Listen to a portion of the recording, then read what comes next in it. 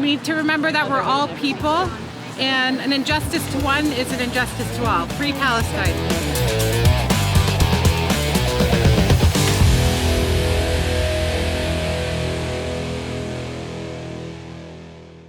Good evening. It is December 1st, and welcome to Cape Media News, your source for hyperlocal news that matters. I'm Lauren Williamson. Last Friday, the Cape Cod Democratic Socialists of America and the Cape Codders for Peace and Justice held a protest at the Airport Rotary in Hyannis, calling for a permanent ceasefire in Gaza. Take a look. I think we saw the government just now is trying to establish this short-term pause, which is great, but it's also completely inadequate when we see so much violence being hammered on by the slaughter that the Israeli government is committing. So I think, you know, out here we see across the nation these protests and the people coming up and disturbing the status quo and making sure to make our voices heard. And I think continuing that here on the Cape is important and something we have to continue doing. Here today because the bombing that we're seeing in Gaza right now has it's already killed over 13,000 people. It's been wildly disproportionate to the initial attack from Hamas. 3/4 of Gaza residents now are facing displacement. That's over 1 million people. And as Americans, you know, this is happening with significant support from our own government. And so I think it's incumbent for us to be out here today to demand better from our own government. We don't want to be funding this.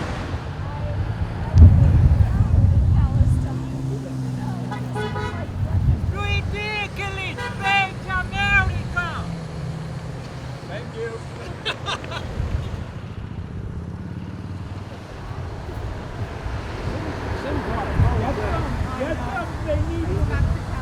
It was important for me to come out here today because it's important to stick up for humanity. We need to remember that we're all people, and an injustice to one is an injustice to all. Free Palestine. Christmas time is here, with plenty of holiday events beginning this weekend. This Saturday, December 2nd, head to Patriot Square in South Dennis to watch Santa arrive by helicopter and get your picture taken with Old St. Nick from 12 to 3 p.m. Also on Saturday, downtown Hyannis will be hosting the 10th annual Love Live Local Fest Holiday Edition. From 10 a.m. to 4 p.m., 120 local artists and businesses will take over the Village Green to display their artisanal goods. The Main Street stroll will begin at 11 a.m. and will feature a petting zoo, pony rides, a cookie competition, and a search for Santa's reindeer. On Sunday, December 3rd, join the Historical Society of Old Yarmouth for their Christmas stroll along Route 6A from Harvest of Barnstable to the Yarmouth Port Fire Station. From 1 to 4 p.m., join participating local businesses to enjoy face painting, magic shows, juggling performances, crafts with Mrs. Claus, and photos with Santa. To finish the day off, follow carolers to the Village Green for a tree lighting ceremony. Chatham's annual Christmas by the Sea weekend begins Friday, December 8th at 5 p.m. with a festive light parade, horse and carriage rides, and visits from the old big man himself. And on December 9th, head to Santa's Workshop for a breakfast and a movie. Also on the 9th, bring your dogs in their holiday finest to the Green at Osterville Village Library for a stroll around the village starting at 11 a.m. Prizes and treats will be awarded. We'll keep you updated on more holiday events as the season continues. Chatham's Affordable Housing Trust Board voted unanimously last week to purchase the remaining quarter-acre parcel of land at 1533 Main Street, including an 80-year-old 3-bedroom home. The original 2.5-acre purchase is slated for the development of affordable housing, a process that has been well underway for several months. The new lot will allow more flexibility in the design plan for the apartments, Developers are discussing adding a second curb cut on Route 28 and creating a loop drive-through through the complex, allowing for more efficient traffic flow and accessibility. While the exact number and layout of the apartments is not yet solidified, Select Board members say they'd like to see between 25 and 40 units on the lot, with a variety of types of homes for mixed-income residents. No decision has been made yet regarding the home on the property. However, the board says due to the age of the home, any major changes must go through the Historical Commission first. After an investigation was conducted by USA Today, Cape Cod Times, and the Worcester Telegram and Gazette, it was revealed that a taxpayer-funded study released last year by the Executive Office of Public Safety and Security intended to investigate racial disparities in traffic citations by Massachusetts police was highly misleading in its results. The analysis of traffic citation data showed that non-white drivers were 36% less likely to be stopped in daylight than at night when the drivers' identities are less visible, suggesting that racial profiling during traffic stops is not a concern in Massachusetts. However, after filing many Freedom of Information Act requests, USA Today investigators shared Massachusetts traffic stop data with independent analysts who found that an overwhelming amount of law enforcement officers consistently mislabeled Hispanic men as white men on traffic citations. In 28% of the stops involving male drivers with Hispanic last names, police officers identified the driver as white. Police citation data shows that Hispanic men made up 14% of traffic stops, already more than their 11% share of the state's adult male population. According to court records, many of the drivers marked as white gave passports and licenses from Central and South America countries as identification. If law enforcement had correctly identified these drivers as Hispanic, the statistic would be 19%, nearly double their population percentage. Mislabeling Hispanic drivers as white highly skewed data, crucial to revealing racial biases in police behavior. The Executive Office of Public Safety and Security has declined to comment on their failure to detect or report these integral discrepancies. Coming up after the break, remembering JFK. Stay tuned.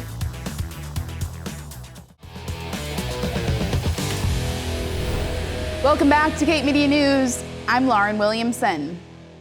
On November 22nd, Barnstable observed the 60th anniversary of the death of President John F. Kennedy. 2 wreath-laying ceremonies took place, one at the JFK Museum in Hyannis and another at the Barnstable Town Hall. The events were open to the public and drew some notable figures like Representative Congress Bill Keating, State Representative Kip Diggs, State Representative Steve Exaros, and members from the Barnstable Town Council. Take a look.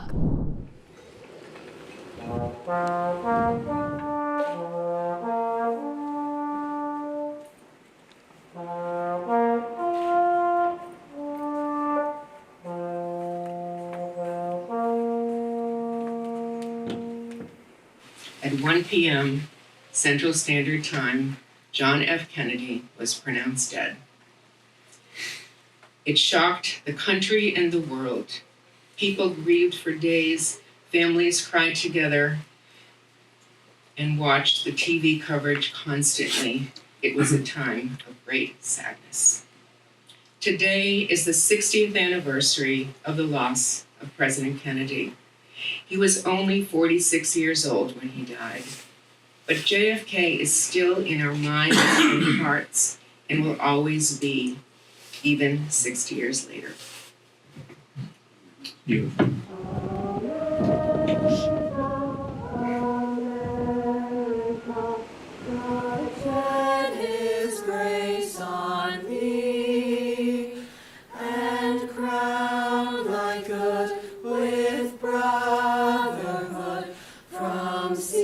me to shining sea.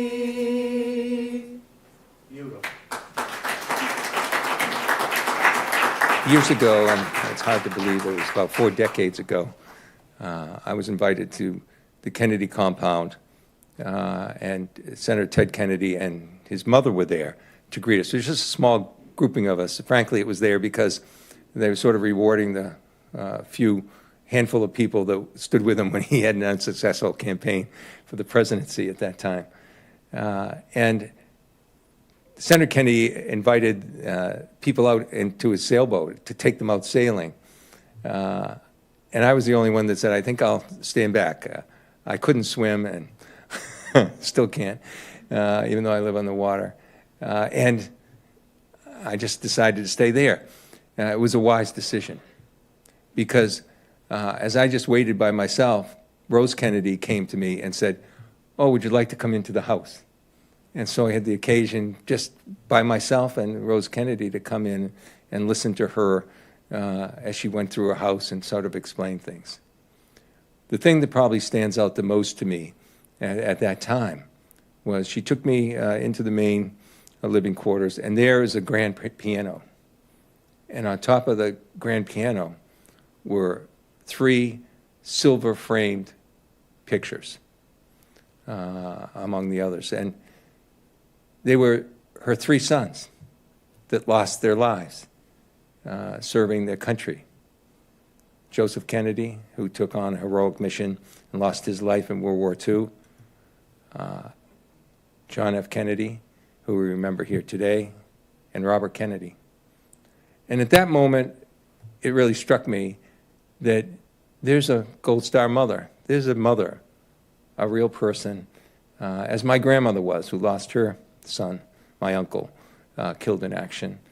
And it brought the human side that we often forget on days like this, that there was a family and a mother who lost 3 of her sons to the service of their country. And so as we gather today in a very important place for the former president to remember him, remember this day, let's take a moment to realize the human side of that, the loss that was there to family, to friends, to mothers, to all of us, a loss that we really can't quantify and people can only speculate upon in terms of what would have been had he not been taken from us so early. But the inspiration that he brought, the breakthroughs that he made, we have an opportunity today to grasp that. And we're in an inflection point right now in our country. And I hope that inspiration, I hope that the barriers that we look, the tolerance that his candidacy showed in our country, particularly from a religious sense, all those things can be brought together today, and we can pause and reflect on that. So I want to thank the committee for helping us remember this important day. Thank you so much. Art for art's sake. Showing over 65 paintings by Yarmouth Art Guild members will be open until December 30th at the Dennis Public Library. The goal of this gallery is to share original artwork with the community, especially those who may not often enjoy or purchase art due to cost. All paintings will be available for purchase for $25 each, a great opportunity to start your holiday shopping. The proceeds will go towards the Yarmouth Art Guild's programs and scholarship funds. New dog control regulations for Barnstable beaches set to begin in 2024 may shorten the dog walking season. Though the public comment period has been extended to December 8th to allow individuals to share their input, the town of Barnstable is looking to prohibit dog walking a month earlier than in the past, moving the start of the season back from May 15th to April 1st. Nina Coleman, Director of Natural Resources in Sandy Neck, has been working the last few months to update vague and outdated dog control regulations in Barnstable. Previous regulations failed to specify which beaches and recreation areas are prohibited during the May to September season. New regulations specify saltwater bathing beaches, which are Dow's, Calmouth, Craigville, Covels, Veterans, Keys, Eugenia Fortes, Loop, Millway, and Sandy Neck, as well as freshwater ponds, Joshua, Hathaways, and Levels. While some locals are unhappy about the April 1st cutoff date and argue that very few people swim that early in the season, Coleman says it's not about tourists at all. The state hopes to protect endangered species that breed in early spring.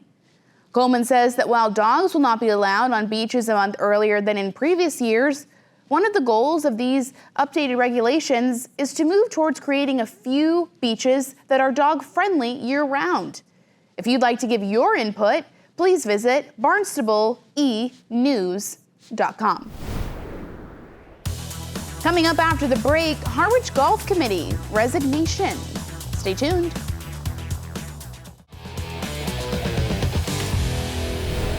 Welcome back to Cape Media News. I'm Lauren Williamson. Harwich residents, have you been missing the Golf Committee meetings? You may have to wait a bit longer for the meetings to resume. This week, after receiving a resignation letter from one of the Golf Committee members, the Select Board voted unanimously to postpone all Golf Committee meetings until June 30th, 2024. We're in a situation that we are trying to make sure that we support our employees as we should. And to the earlier point made, it's interesting that when, we don't support employees or we're accused of not doing so anyway, or that we lose employees, it's this board's fault. And then at the same token, we met in executive session. We understand two employees' feelings on the situation. And I would say that, I'm going to give the courtesy of just saying that there are a couple of members of this golf committee, and I think they know who they are. I won't mention their names, but I feel like our employees have not necessarily been granted that courtesy in the past, and the things that they've had to take from that criticism. To say that the last 6 months has been difficult would be an understatement. And to say that I wish certain things had been done differently over the last 3 years would be incredibly accurate. I've come to realize, however, though, that this is not just about the golf committee. It's about something much bigger. And for me, it's about the way our town governs itself, how boards, committees, and employees work together for the greater good of Harwich to create and drive a vibrant community. And I want to make this clear, as both of my select board members here made clear, is this is not about the whole committee. This is definitely not about the whole committee. It's just a few. I would ask our public and our critics, what is a reasonable amount of time our town's employees, and I stress they're 5-star employees, they're just not employees, they are incredible employees doing one hell of a job, should have to endure this difficult work environment, a day-to-day environment of public criticism, condemnation, having to deal with a few committee members who will not follow proper committee policy and procedure, false allegations, publicly being called a liar, and significantly micromanaging in the day-to-day operation of our golf course, to name a few. This may sound harsh, but in fact it is the truth. All by a few of the golf committee members that are there to simply hold public meetings and make recommendations to the select board. How long would you tolerate that environment at your workplace? So where I see the malfunction is right here with this select board. And I hold myself accountable as well for not supporting our employees. At some point along the way, it seems the golf committee has been elevated to a higher level of importance than our employees. That is unacceptable to me and should not be able to continue. And several months ago, and for just cause, this issue breached the threshold for union involvement and potential union grievance. This changes the gravity of this matter significantly. Due to the few members continuing not to follow the recommendations of the select board, the union made it clear to the town several months ago that the employees will not meet with the golf committee as presently constituted, and in best interest of the employees, should not meet publicly for fear of what some may say next at the next meeting. The select board is now out of options. I do want to say a special thanks to the union steward for working with us to prevent a grievance. You have been a professional from start to finish. What is very unfortunate is that a few of the committee members are creating this disruption for the rest of the committee and our town. If the committee members in question simply resigned way back or even today for the greater good, the golf committee would be back in business, effective immediately. We have been assured of that. The chair of the golf committee has been told months ago who those golf committees are and that they should consider resignation. So to answer the question of why we are here, I hope it's more clear now to the public and to the critics than before my narrative. Some feel the select board is attacking the golf committee and treating our volunteers with no respect for no reason. Nothing could be farther from the truth. And 3 years of time trying to resolve this problem proves just that. I would argue that some members of the golf committee did this to themselves, and now they are being held accountable. We cannot ignore the genesis of this issue. We cannot allow our town's employees to have to deal with this situation for one more minute or ever again. Now we have to make a choice, and it is a lose-lose choice. It's unfortunate, but be that as it may, we have to choose between a few on the committee or our town's employees. It's an easy one for me. So, Madam Chair, the way I see it is we have 3 options. Request the committee members in question resign so that the committee can reestablish immediately after the resignations. Send the 2 committee members to the interview committee for its review, or wait until the terms of the 2 committee members in question expire in June of 2024, and then let the golf committee reestablish. This most recent resignation sparked backlash online after being shared to a popular Facebook group with a scathing post directed at the Select Board. Vice Chair Michael McCaskill took time to address the post and its author. You know, to see that resignation put up on Harwich Old Timers and be tried in the court of Sandra Hall's own opinion, you know, it's almost like a sitcom at this point when you get sent clips from Harwich Old Timers with half the information. And I'll speak more to this when we bring up the subject, but 2.5 years, several members of the golf committee gone. Mm-hmm. The board put in a position where it's going to support its employees, which, depending on Sandra's mood at that time, she'll either crucify us for employees leaving, mm-hmm. or in this case, crucify us because we're protecting the employees. So the only one in the group that's lost their mind, and I'm quoting her, is Sandra Hall herself. And I hope that the public really pays attention to what's going on these social media sites, because it is destroying this town. And people wonder why we are losing employees and committee members, and why only one person will run for a board of selectmen seat. It's because of that nonsense. They can blame it as internally as they want, but Michelle Ryan's resignation was put up for a reason. And from the phone calls that I got from the people that were upset about it, I thank them for recognizing that she has lost her mind and is trying to control this town through a social media platform. It's a disgrace. And on this most recent post, she used the word diddling. And I'm not sure about all the residents of this town and what we're trying to teach our kids. But her reference to the Board of Selectmen diddling the golf committee, she should be ashamed of herself, and as far as I'm concerned, should not be allowed to be on our charter review committee that is our governing document of our town, that she's working so hard to change herself because she's not controlling the board and the employees, and it's driving her crazy.